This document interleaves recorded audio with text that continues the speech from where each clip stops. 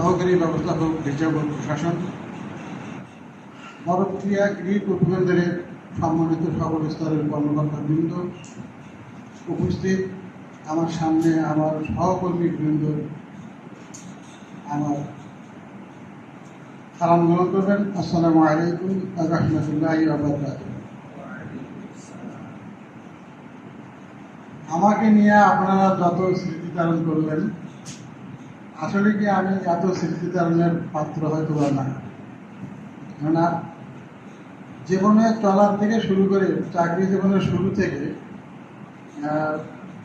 অদ্যাবধি পর্যন্ত আমি মনে করি, যদিও গত 1 তারিখে আমার অবসর হয়েছে, যেহেতু এই পর্যন্ত আমি আপনাদের মধ্যে চলাফেরা করতেছি, তো অদ্যাবধি পর্যন্ত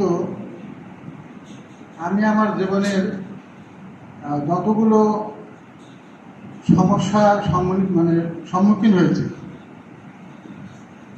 ইনশাআল্লাহ আপনাদের দোয়ায় আমি এই সমস্যাগুলি কিছু মনে করিনি এবং সফলভাবে আমি এই সমস্যাগুলি পার করেছি। তার মধ্যে বিগত 1984 সাল 11ই আগস্ট 1984 সালে আমি খুলনাতে জয়েন করেছিলাম একজন নিরাপত্তা প্রহরী হিসেবে।